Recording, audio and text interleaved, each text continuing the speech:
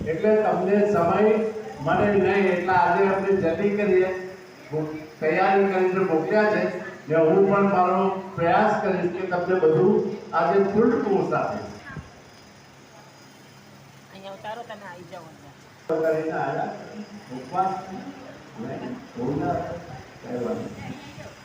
ચાલો આપણે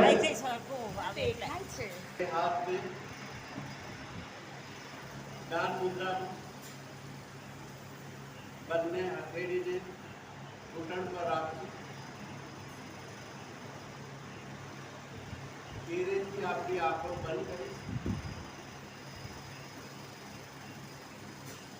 મોઢા પર સૌમ્ય હાસ્ય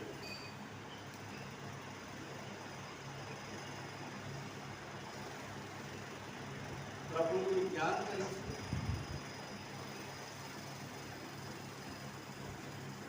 પ્રભુ પાસે માંગીશું, હે પ્રભુ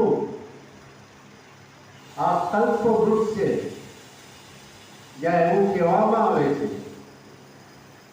કે જે માંગો એ મને મળે ને એના માટે આપણે માંગવાનું છે કે હે પ્રભુ આજે મને જ્ઞાન પ્રાપ્ત થાય, આ જ્ઞાન મને યાદ રહે, આ જ્ઞાનનો સંગ્રહ રહે ને આ જ્ઞાન લોક કલ્યાણ માટે વાપરું. એના માટે આપણું સંપૂર્ણ ધ્યાન શ્વાસોશ્વાસની ક્રિયા પર કરીશું. એક પણ શ્વાસ આપની ખ્યાલ બહાર અંદર ન જાય, ઉચ્છ્વાસ પણ આપની ખ્યાલ બહાર ન નીકળે. સંપૂર્ણ ધ્યાન શ્વાસોશ્વાસની ક્રિયા પર. વિચારો આવે છે, આવવાનું, મન ચંચળ છે, મન ભટકે છે, પણ આજે આપણે ભગવાન પાસે માંગવાનું છે. એમાં એકાગ્રતા બહુ ઇમ્પોર્ટન્ટ છે. હવે સંપૂર્ણ ધ્યાન આપણે નાભિ ચક્ર પર લઈ આવવાનું છે. કપાળ પર જ્યાં આપણે ચાલનો કરીએ છીએ ત્યાં ધ્યાન કરવાથી આપણે ભગવાનના દર્શન થાય છે અને ભગવાન આપણને આશીર્વાદ આપે છે કે આજે હું તને દિવ્ય જ્ઞાન આપું છું, મારા દર્શન પણ કરાવીશ અને આ જ્ઞાન તું બીજા માટે વાપરજે. હવે આપણે સંપૂર્ણ ધ્યાન આજ્ઞા ચક્ર પર. મન ભટકતું બંધ થઈ જશે, પ્રભુના દર્શન થશે એવું ઘણાને થાય છે, તમને પણ થશે. સંપૂર્ણ ધ્યાન પ્રભુમાં. હવે આપણે 3 ઓમકાર કરીશું.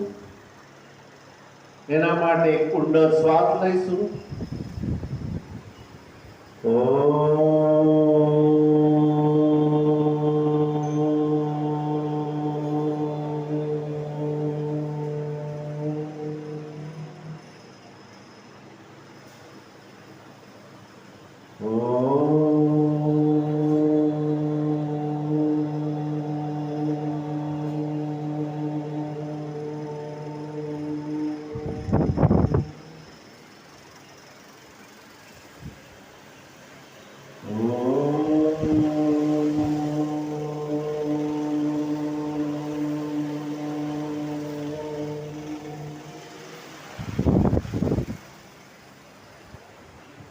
આંખો બંધ રાખીશું.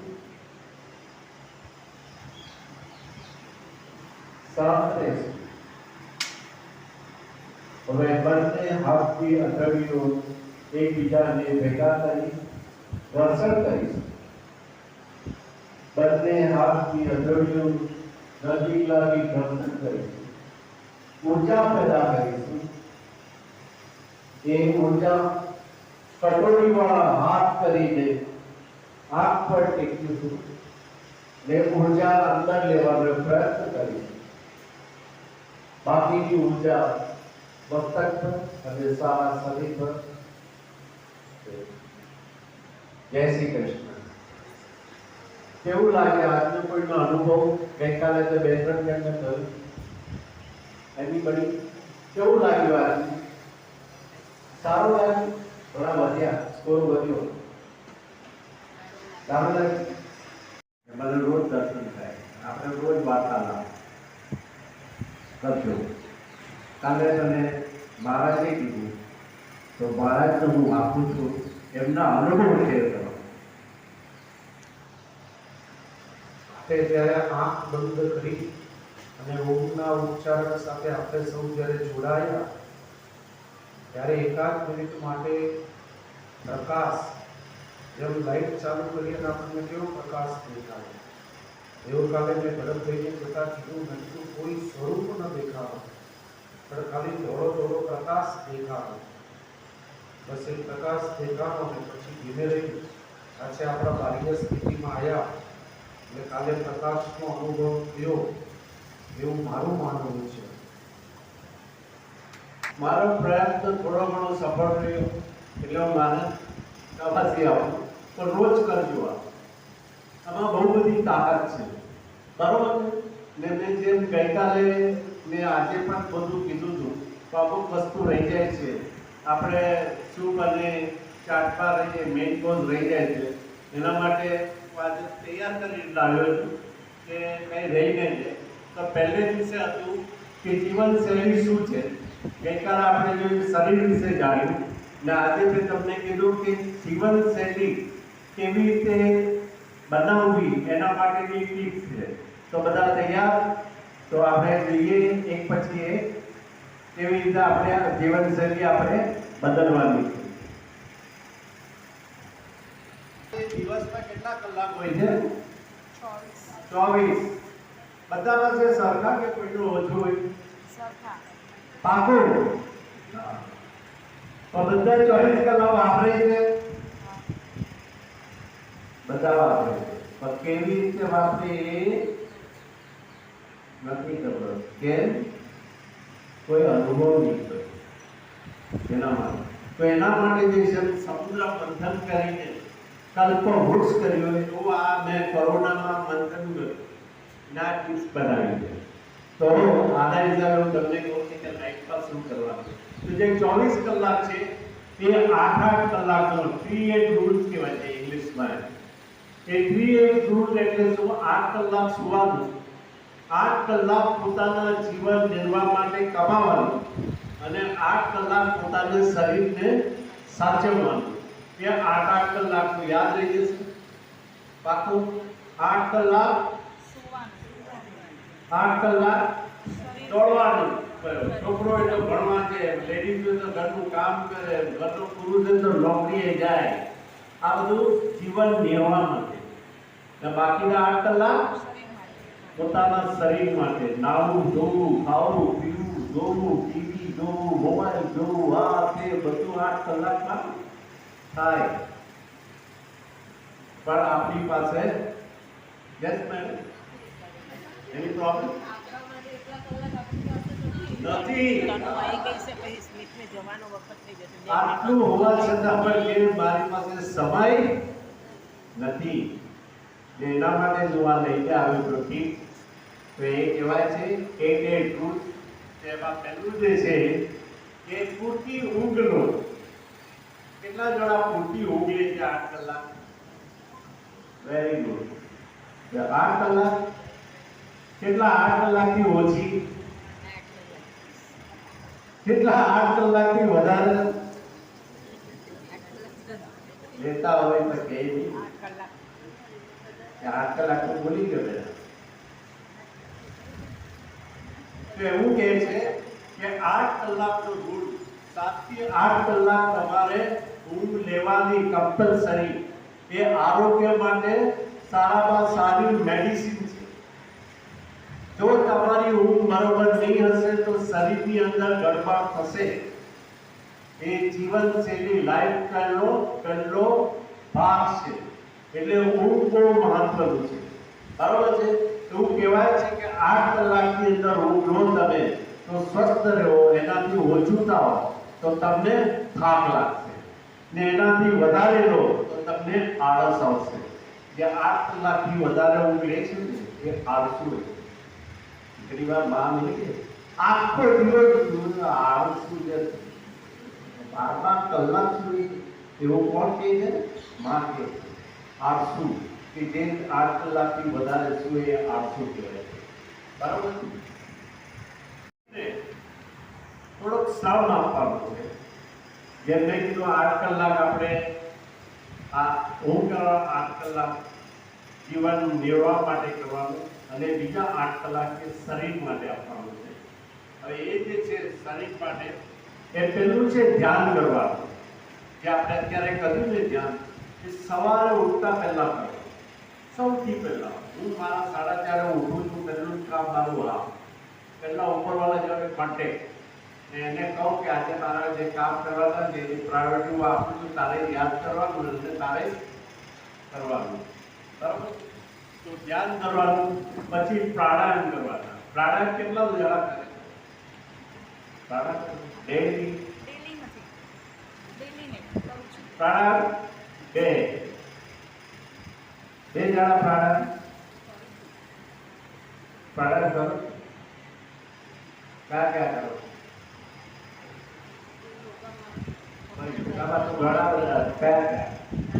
નામ નથી.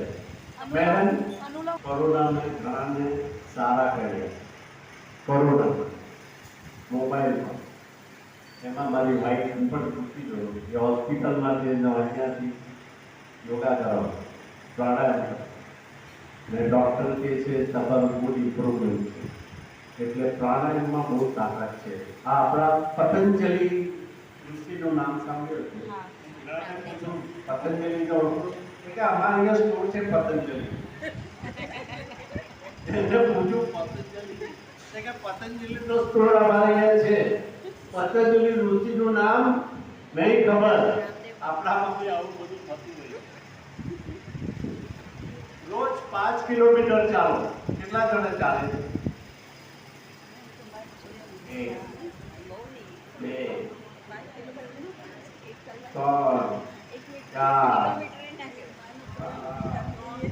2 3 કિલોમીટર ચાલો તો શાના માટે ચાલવું જોઈએ? ગાવે છે. ગાર્ડનમાં જોવાની મજા કેટલા આવે. બરોબર. ચાલવું એ સાયન્ટિફિક રીઝન છે. હા, એ ખબર છે. ખબર? હા, બ્લડ સર્ક્યુલેશન્સ માટે, કારણ કે પગથી પ્રેશરથી બ્લડ સર્ક્યુલેટ થાય, આપણી શ્વાસોશ્વાસની ક્રિયા ફાસ્ટ થાય, એટલે હાર્ટ પંપ સારું એવું કરે. હાર્ટના કાર્ડિયોલોજિસ્ટ એવું કહે છે 30 મિનિટ મોર્નિંગ જમ્યા પછી રાત્રે 30 મિનિટ ચાલવું જરૂરી છે. જરૂર. ગુડ. એનો ખાલી ભાવ થેન્ક યુ. મારા ક્લાસમાં જે આવા હોય ને એને બહુ ખુશ કરું. એટલે શું બીજો તૈયાર થઈ જાય કે આપણને શાબાશી મળશે. બરાબર ને? તો આ બહુ અઘરો ટીચર છે. આ વિજ્ઞાનનો ટીચર છે બહુ અઘરો. જો હોમવર્ક બી આપે, કાલે જો હોમવર્ક આપ્યું તો કર્યું નહીં. આજે લાવ્યા છે હોમવર્ક? લાવ્યા છે? વાવ. એમના માટે બી તાળી. સારું કામ અધૂરું રહે. ઉપરવાળા જે મને મોકલે છે, મારા બધા લેક્ચર આવા બેઝ પર છે, ગીતાના બેઝ પર છે. પણ મને સંસ્કૃત આવડતું નથી. એટલે હું કોઈને સંસ્કૃત આવડતું નથી. વાંચતા અહીંયા આવી જાઓ.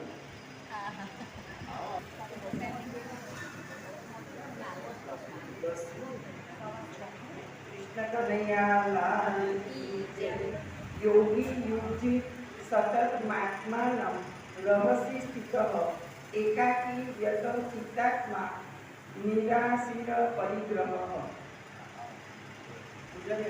મન અને ઇન્દ્રિયો સહિત ઈશ્વર શરીરને વશમાં રાખનાર, કસાયની ખેડના ન કરનાર અને સંગ્રહ રહિત યોગી એકલો જ એકાંત સ્થળે સ્થિત થઈને આત્માને નિરંતર પરમાત્મામાં જોડે છે.